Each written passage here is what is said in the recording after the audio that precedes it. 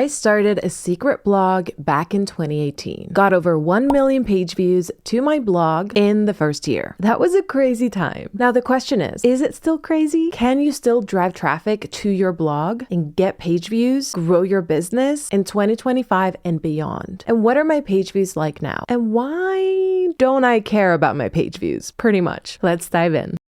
Hello, my name is Mia. I am a cozy content and business coach for introverted creatives who want to step into the cozy pajama lifestyle and achieve financial freedom, baby. Financial freedom. Live the cozy life. I post value stuffed videos just like this one every single Wednesday. So make sure you hit that subscribe button and join the YouTube fam. Welcome. All right, let's talk about the obvious elephant, the ginormous elephant in the room that enters the room pretty much every single year since I started my blog back in 2018. I have been presented with the question, but blogging is dead, right? Isn't blogging dead? Blogging is over. Nobody reads blogs anymore. Now, I will say that, yeah, blogs have definitely changed since 2018, 2016, but as long as people are Googling things, going to Pinterest, searching for their problems to be solved, blogs will thrive. They are not dead. It's just changed. The way to get page view these days has changed. Spoiler alert, specifically from Google, that has changed. And I'm going to dive into that a little later in this video. So if you've been wondering if blogging is dead, if it's too late to get into the blogging game, start your dream blog, it's not. It's still a wonderful way to build a cozy online business. It's like the coziest way because you get to type.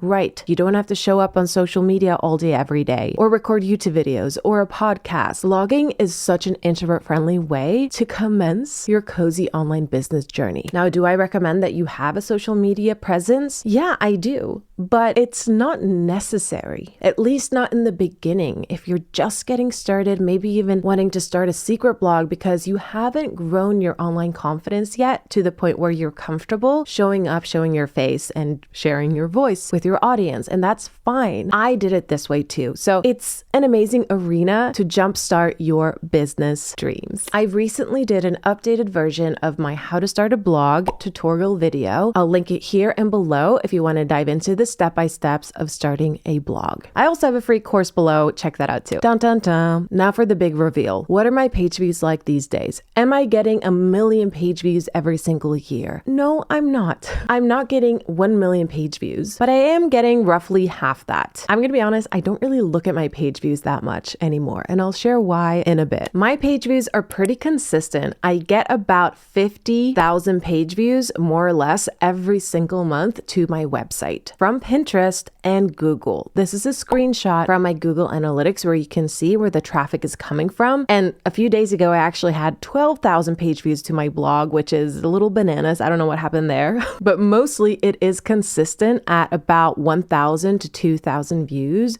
to my blog every single day. Interestingly, I am getting more page views from Google right now than I am from Pinterest because I have had a blog post perform really, really well since, I don't know, a few years back. It's been pretty consistent. It's my How to Start a Journal blog post that I wrote back in 2019. Shows up on the first page of Google when you search for how to start a journal, which is pretty crazy. So a lot of my page views are coming from people searching for this keyword. And I think that's why my traffic spiked around New Year's because people want to start journals in the new year. But I do also get a lot of traffic to other blog posts from Google. And recently my How to Start a Blog in 2025 also showed up on the first page of Google. The video also did. This is just to show you that yes, it is still possible to get traffic from Google, even with new content, like my blogging article. So it's not just this old How to Start a Journal article that's getting most of my traffic. I am ranking for other keywords as well with relatively new articles. All right, let's dive into my strategies for driving traffic, getting the page views to my blog. The first one hasn't really changed at all. Like my strategy for Pinterest has not changed. The only thing that I have changed is the frequency at which I am pinning. I'm not pinning, 30, 20, even 10 pins a day. I'm pinning about 1 to 2 pins every day. And I'm using Tailwind to schedule my pins because I'm a big believer in don't mess up what's already working.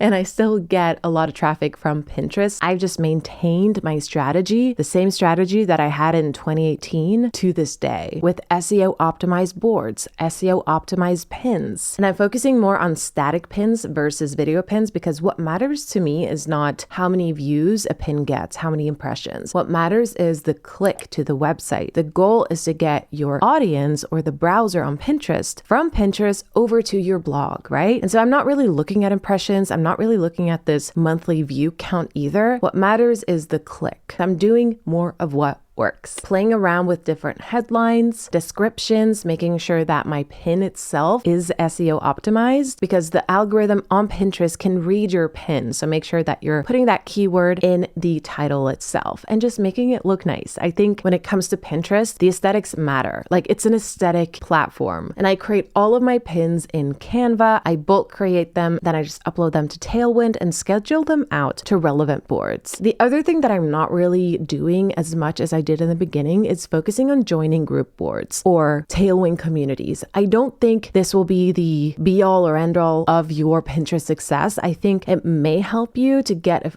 bit more views in the beginning, but honestly, I've joined boards with, 50,000, 100,000 followers and it hasn't really helped because that's not really how users are using the platform nowadays. So I'm more focused on optimizing my own content and populating my own boards. If you haven't used Pinterest yet for your blog, get on it, hop on that Pinterest train and start pinning. The next strategy is Google. As I said in the beginning of this video, I'm still getting traffic from Google, but I'm not overthinking it. Here's the thing. I'm not, diving into the forums and the fancy keyword research tools trying to figure out what works on Google these days because what's currently working is basically doing the opposite. It is writing humanized, non-robotic, non-AI content. And instead of trying to figure out, what can I rank for? What keywords can I go after? I think about what my target audience would search for, trying to get into their minds and figure out how they're feeling, what they're thinking, and what they're typing into the Google search bar. So I'm not keyword obsessed. I'm just focusing on creating authentic, real, story-based content because I know that is what Google is currently prioritizing. All right, next strategy is YouTube. Obviously, I am on YouTube. I create weekly videos for you guys. As I shared in a recent video, I started this channel just because I wanted to optimize my blog posts by embedding relevant YouTube videos into them. It has turned into more of that because now I have a whole community here. I love you. I appreciate you. But video content is more powerful than ever. This video, How to Start a Blog in 2025, was ranking, I don't know if it still is, but it was ranking on the first page of Google, like just the day after I created it and published it. Now, this might not be page views directly to my website, but it still gets people in the door to my channel, to my description, and into my world. Because YouTube is owned by Google, it's a powerful way to get more eyeballs to your content and your business. Alrighty, next strategy. Wait, I need coffee. Yum. Alrighty, next strategy is AI. And it's not what you think. I'm not using AI to write my blog post because Google actually penalizes you if you use AI to write your blog post from beginning to end because Google doesn't want robotic. It wants real, authentic, human content. That's also what the searcher is looking for, to connect. But I use AI, specifically ChatGPT, as an assistant. I write my blog post. I may ask it for help when it comes to coming up with a topic idea. And the prompt I give it is, I say, I'm a cozy content and online business coach. I give a brief introduction to my brand and what I'm about, my brand voice, my tone, my values, all of that, and who my target audience is. And then I ask it, what do you think my audience is searching for right now on Pinterest and on Google? This is how I use AI to help me to come up with content that my audience is actually searching for. The other strategy that I have for AI is once I am done writing my blog post, once I've done formatted it, I will download it as a PDF and I'll just ask, hey, ChatGPT,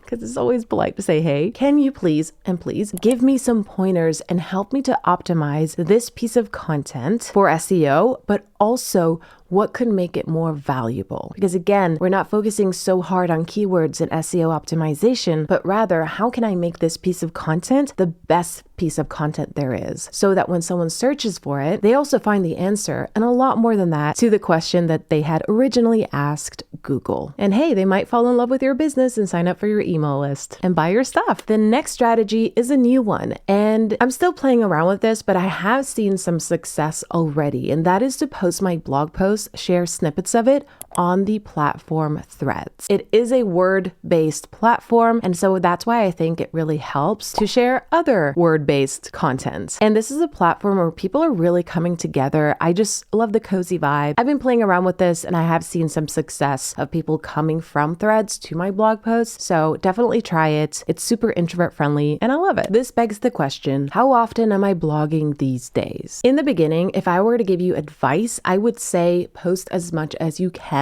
to really populate your library of content so that Google and Pinterest really understands what your blog is about. Then they can send the right people to it. But for me, I've been blogging since 2018, and I'm also doing this YouTube channel. And so the goal was to repurpose this YouTube video, all my videos, into blog posts. That is a lot of work. I have not been able to do that. So my goal right now is to post weekly on this channel and then turn a video per month into a full-blown value-stuffed blog post. And then of course, I create the pins, I schedule the pins, and then I talk about it on Threads. I might repurpose it into a carousel, a reel. I'm really all about repurposing content because having a cozy online business these days with social media, email, all the platforms, it's just a lot. And I just really am a cheerleader for remixing the heck out of your own content. And really, at the end of the day, getting page views isn't my goal. Like, that's not what I'm looking at. I'm not going into my Google Analytics and saying, I got 20,000 page views this month. I mean, it's good to see that people are coming in, but what I'm more looking at is my email list growth. That is what matters to me. The click to my blog, to my email list, because the goal of any business is to grow a community, to help people solve their problems, and to make a profit. And so that's great that people are finding my blog on Google, but are they signing up for my email list?